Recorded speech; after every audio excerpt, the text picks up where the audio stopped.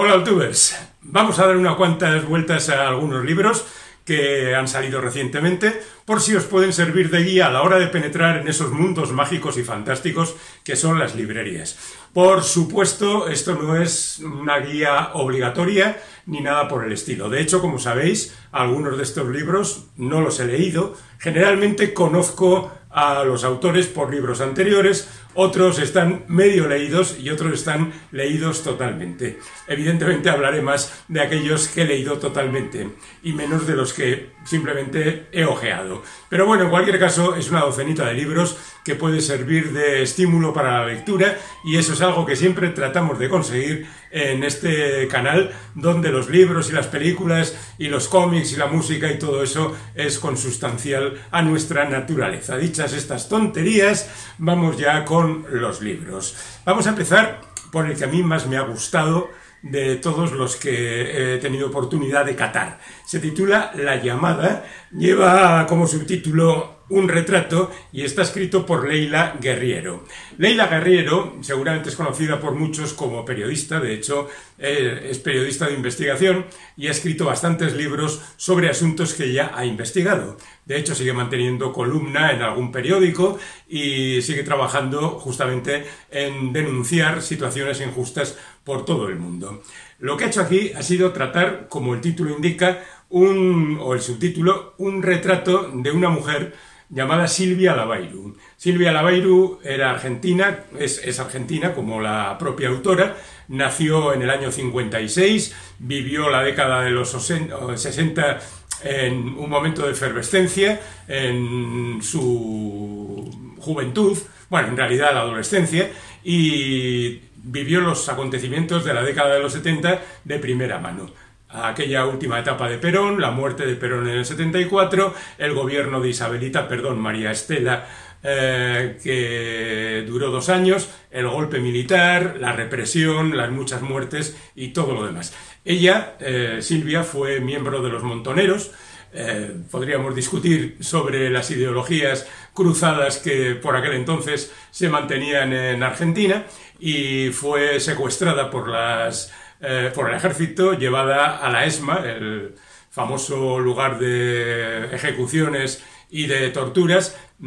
Allí dio a luz a su hija, es decir, que tiene una biografía verdaderamente estremecedora. Leila no la conocía, pero de repente por diferentes amigos pues tuvo referencia de ella, le llegaron noticias de lo que había pasado y entendió que además era una representante de algo verdaderamente curioso, y es que como después de su estancia en la ESMA cayeron prisioneros algunas de las madres de la Plaza de Mayo y algunos otros, se le acusó de haber delatado ella a esas personas. Y cuando por fin consiguió la libertad, y además consiguió la libertad de su hija también, pues fue de alguna manera orillada por parte de la resistencia argentina. En definitiva, que es una historia tremendamente compleja y tremendamente apasionante. Y la verdad es que Leila la ha abordado con entusiasmo. Hagamos un paréntesis para decir que esta novela puede servir también a los entusiastas aficionados a escribir como posibilidad de aprender narración. Esta es una novela, pero es una novela no ya basada en hechos reales, sino que cuenta una historia real. Y cuenta una historia real contada por la propia protagonista y recogida por la periodista. ¿Qué es lo que hace la periodista? Ordenar ese material. Y lo ordena como a ella le conviene. Entonces podemos pensar que en breves fragmentos va colocando lo que le conviene, lo que en un momento determinado le puede resultar más satisfactorio o incluso lo más cómodo. Podríamos acusar incluso a Leila de cierta holgazanería a la hora de establecer el orden de sus materiales, pero yo creo que hay una intención detrás de todo eso, que es mantener el interés del lector. Y va soltando pequeñas píldoras de diferentes circunstancias, de diferentes momentos a lo largo de la historia, incluso dejando muchos cliffhangers ahí colgando, de manera que el lector dice ¿por qué no sigue por aquí? Y se va a otra cosa. En ese sentido es un poco también como si tratáramos de una novela de intriga, de emoción, de suspense. En definitiva, que aquí puede haber un tratado de cómo escribir un libro y mantener permanentemente colgado al espectador del mismo. Además está muy bien escrito y yo creo que refleja perfectamente las características no solo de Silvia Laveirou, sino de toda la gente que en un determinado momento de su vida ha atravesado sus peripecias y sus circunstancias. Y a mí me parece que es un libro muy interesante y por eso lo coloco hoy en el comienzo de esta exposición de libros nuevos. Lo mismo ocurre, lo mismo en un determinado sentido, con La asombrosa tienda de la señora Yeon de Kim Ho-yeon. Esta es una novela coreana.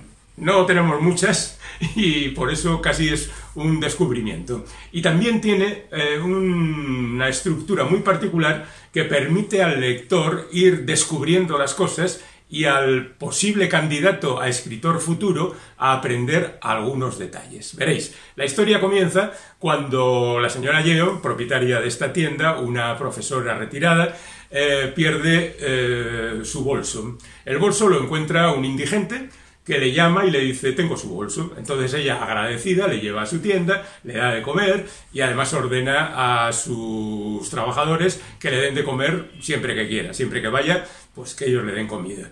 Y entonces este hombre poco a poco se va metiendo en el entresijo de ese lugar. ¿Qué es lo que cuenta en realidad la historia? Pues es un micromundo en Seúl con una serie de personajes que van narrando sus peripecias, sus circunstancias, las cosas que les ocurren. Pero ¿cómo lo cuenta la autora? Pues lo cuenta desde el punto de vista de cada uno de los personajes en cada uno de los diferentes capítulos. Así, por ejemplo, empieza con la historia de cómo se conocen la propietaria de la tienda y el indigente, una forma de agarrar al espectador. Y a continuación va contando las circunstancias de uno y otro. Cuidado, del indigente no, porque ahí hay misterio. Porque ahí hay algo que tenemos que descubrir después. Porque ahí hay algo que hay que dejar como anzuelo para el lector, para que siga leyendo, para descubrir qué es lo que pasa. Pero tenemos la oportunidad de conocer al resto de los dependientes de la tienda, a algunos clientes que pasaban por allí, cada uno con su circunstancia, casi todas ellas penosas, porque hay un tipo al que no considera que le tratan bien en el trabajo, que su familia también le desprecia, y entonces pues, se refugia en la tienda de vez en cuando. Hay otra gente que pasa por allí y tiene problemas y a veces se los arreglan o no, el tipo este que se ha convertido un poco en el eje sobre el que giran absolutamente todas las acciones. Está, por supuesto, la dependienta que aspira más y que trata de conseguir el éxito, por ejemplo, en las redes sociales, y gracias a ello consigue puestos superiores. En definitiva, son pequeñas biografías, casi podríamos decir que es una colección de cuentos unidos a través de esa tienda y un poco a través de la figura de ese personaje que poco a poco se va haciendo más importante, más interesante y desde luego más misterioso, porque no sabemos exactamente de dónde viene. Yo creo que como muestra de la manera perfecta de mantener la intriga, este libro es estupendo porque además tiene multitud de historias y multitud de cosas que ocurren. Quizá la escritura sea un poco elemental, bastante sencilla, pero bueno, a veces hay cosas que se cuentan de la mejor manera posible cuando las cuentas de forma sencilla, que eso lo decía Robert Louis Stevenson: cuando tengas una historia que contar, cuéntala de la mejor manera posible, la más sencilla. Vamos ahora con libros que no he leído totalmente, que están parcialmente leídos. Este se titula El superviviente de Auschwitz. ¿Cuántos libros y cuántas películas conocéis que sean algo de Auschwitz? El perro de Auschwitz, el violinista de Auschwitz, el dentista de Auschwitz, la librera de Auschwitz, el malvado de Auschwitz. Pues alguien podría pensar que este es otro libro de esos donde un escritor ajeno a la historia ha recogido algo por el ambiente y se ha puesto a escribir sobre Auschwitz y sobre las terribles circunstancias que allí ocurrieron durante la Segunda Guerra Mundial. Pero este es un libro diferente porque esta historia es la de Joseph Leibowitz, que aquí figura como autor. Lo ha escrito Michael Calvin, que es a quien le ha contado las cosas. Y es que Joseph es un superviviente de Auschwitz, que vive todavía, o vivía en el momento en que se escribió el libro, con 90 y tantos años, y que le había contado a Michael Calvin lo que él pasó en Auschwitz. Podemos pensar que igual en esos otros libros se narran historias más espeluznantes, más terribles, con mayores sufrimientos para los protagonistas.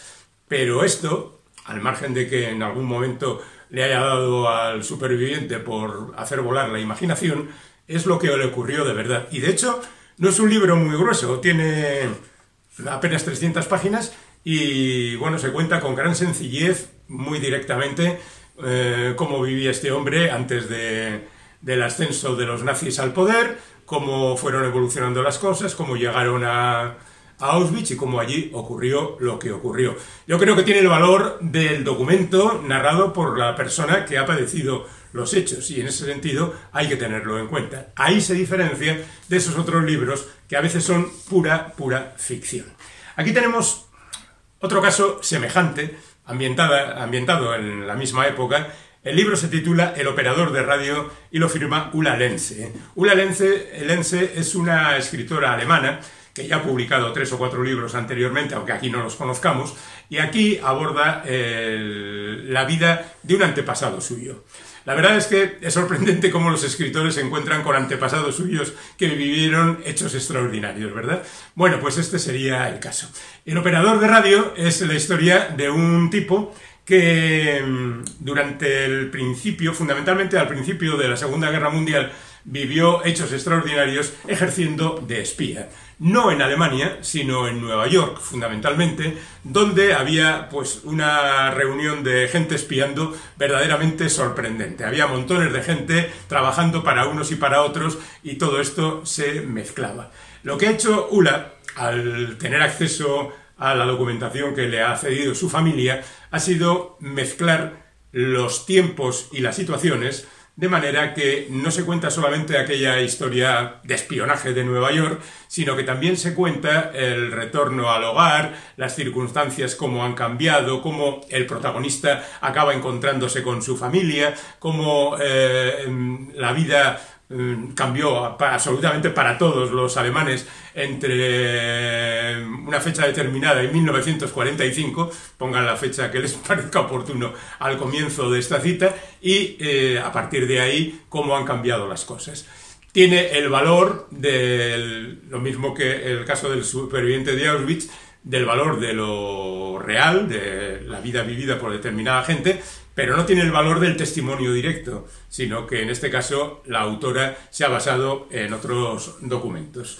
Bueno, pasamos ya directamente a la ficción pura y dura, sin darle demasiadas vueltas al tema, aunque eso sí, por supuesto, basada en hechos históricos. Este libro se titula Los amigos de mi vida, lo firma Hisham Matar.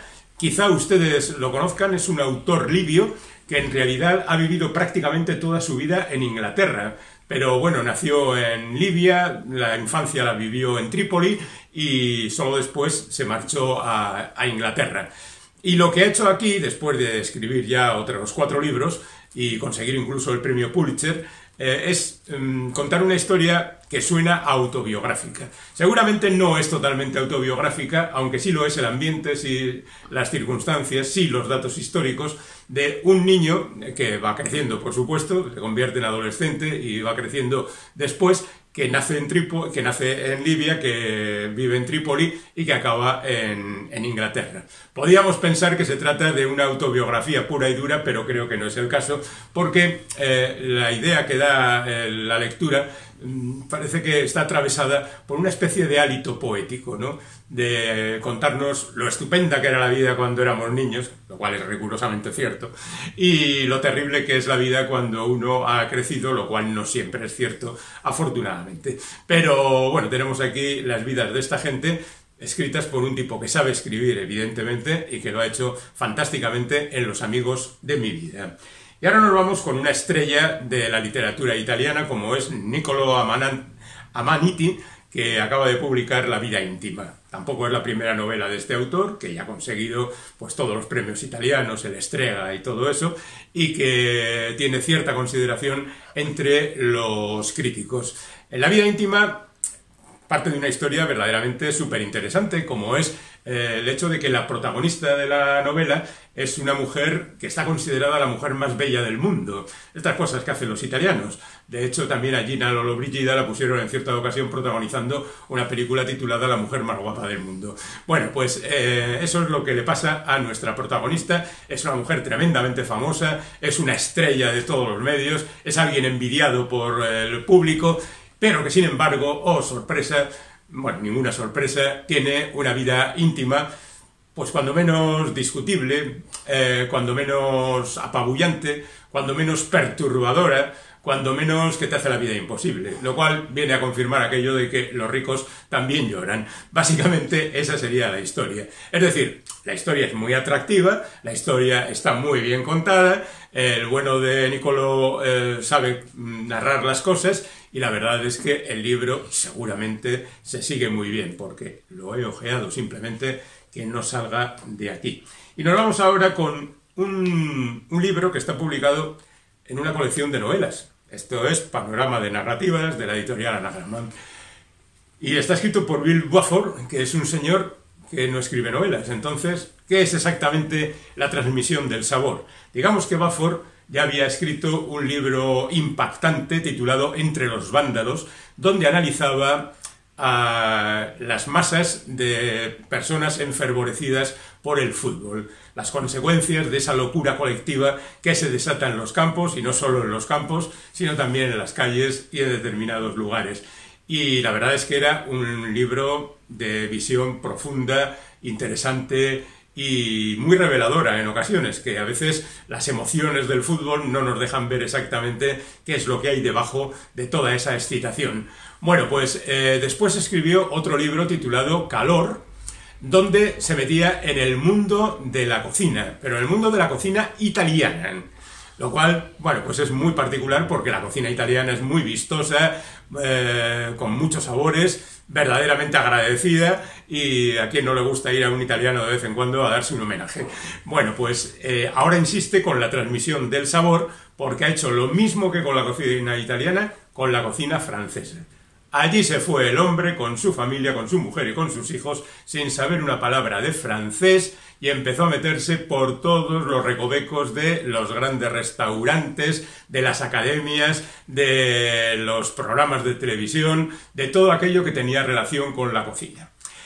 La cocina francesa es famosa también, ¿no? Y tiene, bueno, algunos platos verdaderamente representativos, y un poquito más de mala leche que, digamos, los representantes de la cocina italiana, que se lo toman todo un poco más como con saber estar, y son capaces de discutirte lo que sea. Los franceses se mosquean un poquito más cuando le sacan a la luz los trapos sucios.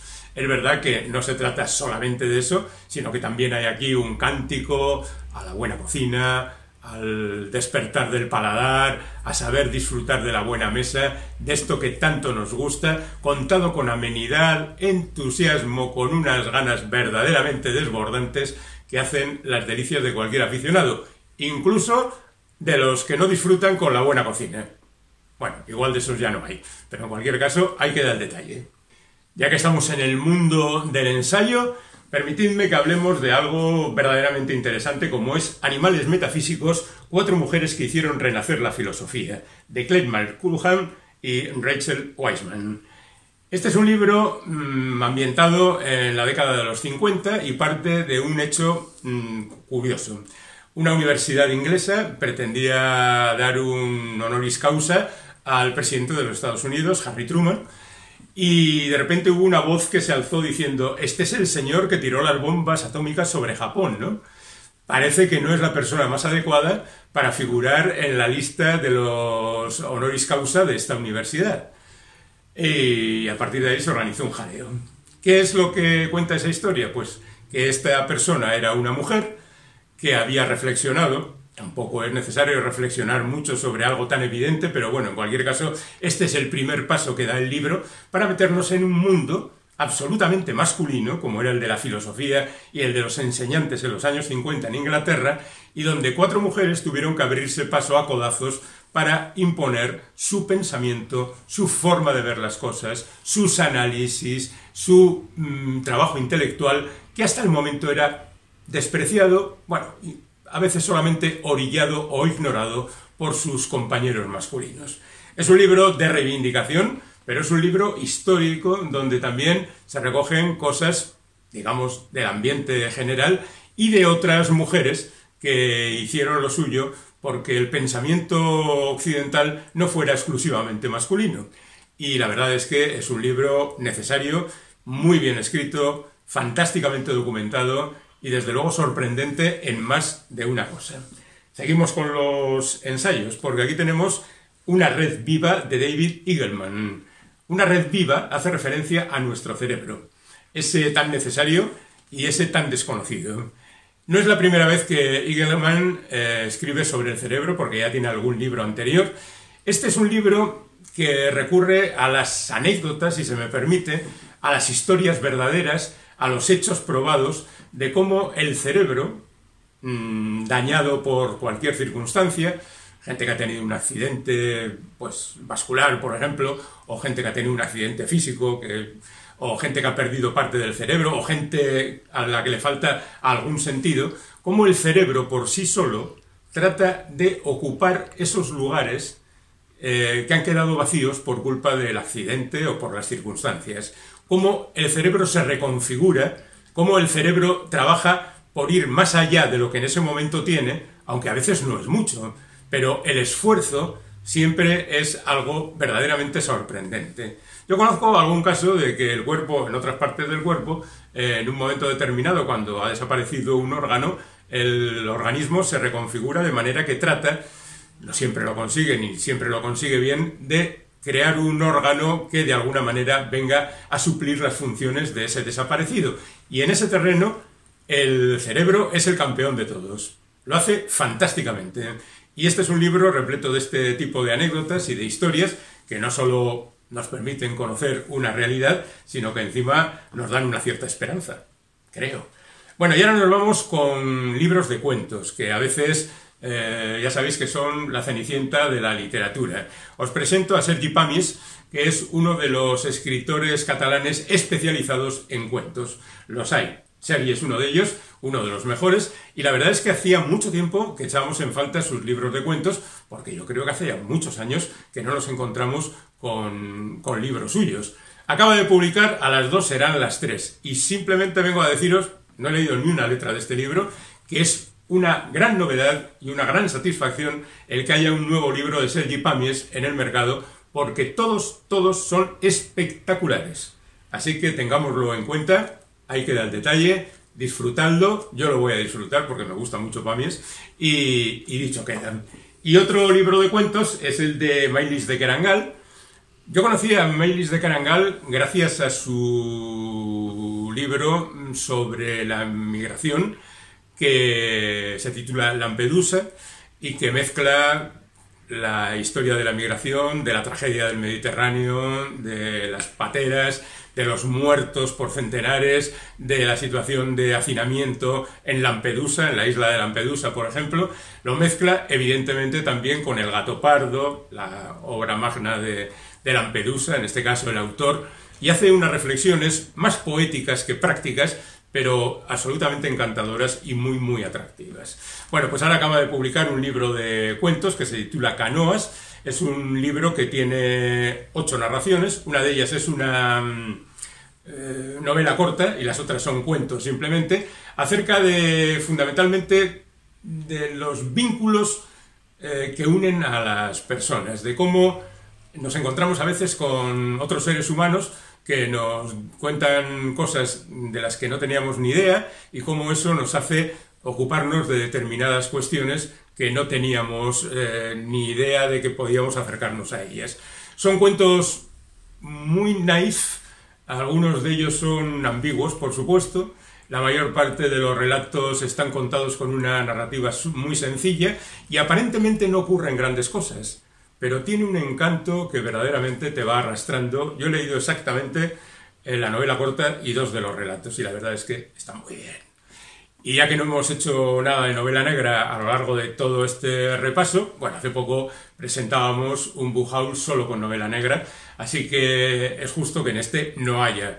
Pero sí voy a terminar con un libro de novela negra que es Brazilian Psycho, de Joe Thomas. Joe Thomas es inglés, pero ha vivido durante una década en Sao Paulo, y ahí es donde se ambienta esta novela.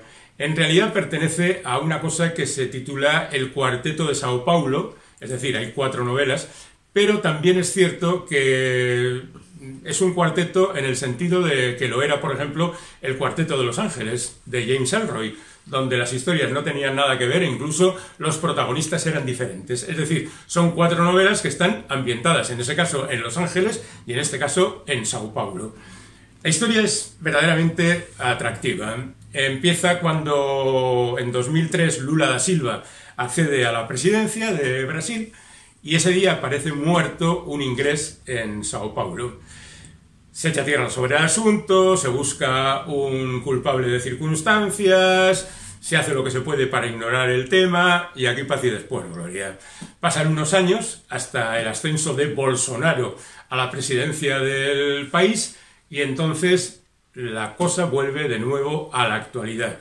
Aquel crimen no se ha olvidado y lo que es peor, hay otro montón de crímenes que están esperando a la vuelta de la esquina. Y hay un par de policías que tuvieron relación con aquello y que tienen relación con lo actual, bueno, lo de 2015. Como veis, la historia no es excesivamente original. Hemos leído este tipo de novelas en cantidad de ocasiones, pero por lo que he podido ojear, me parece que la narrativa de Joe Thomas es muy atractiva. Por cierto que este hombre escribió este cuarteto en Brasil, se volvió a Inglaterra y ahora está escribiendo una trilogía ambientada en su pueblo natal en Inglaterra.